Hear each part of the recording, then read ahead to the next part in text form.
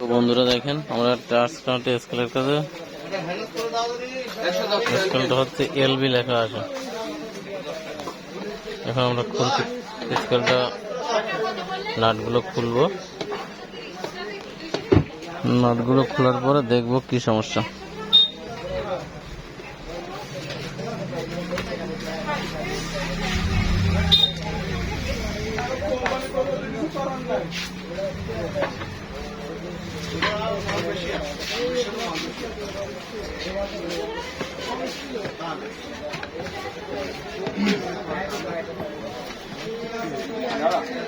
দ্রুত খোলেন।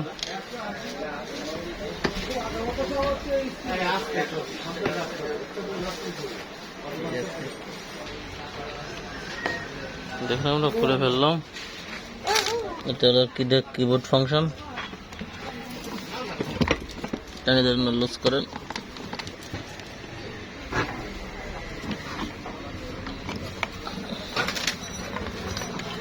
Keyboard functional তারটা খুলে দিলাম।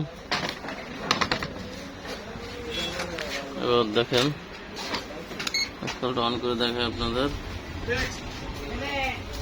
দেখেন এলবি দেখায়, লোড আসে না, তার মানে হচ্ছে বোঝা যাচ্ছে আমাদের সার্কিটের সমস্যা।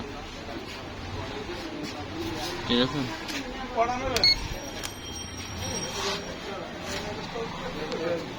সার্কিট আমরা চেঞ্জও করতে পারি, সার্কিট রিপেয়ারিংও করতে পারি। দেখেন আমরা এখান থেকে এই যে রেজিস্টারটা, এই রেজিস্টারটা শর্ট হয়ে আসে। রেজিস্টারটা শর্ট করে দিলে কিন্তু আমার এলবি চলে যায়। এই এখন কিন্তু আমাদের স্কেল কিন্তু ওকে, দেখেন লোড নেই।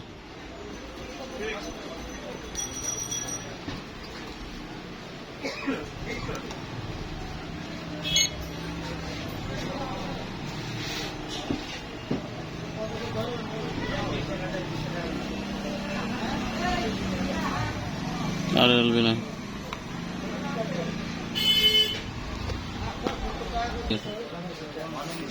ব্যাটারি যে ভোল্টেজ ছিল 3.2, এখন ব্যাটারি ভোল্টেজ 6.8। দেখেন ব্যাটারি ফুল ভোল্টেজ হবে।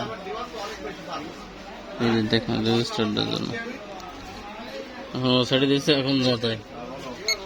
এক্ষেত্রে যদি রেজিস্টার না থাকে, পুরনো কোনো সার্কিটের থেকে রেজিস্টার চেঞ্জ করে নিতে পারি, অথবা দেখ সার্কিটটা চেঞ্জ করতে পারি। যেহেতু আমাদের কাছে এখন এই মুহূর্তে পুরনো সার্কিট নেই, এটা আমরা শর্ট করে দিলে ভবিষ্যতে এটা চেঞ্জ করে দিলে হবে।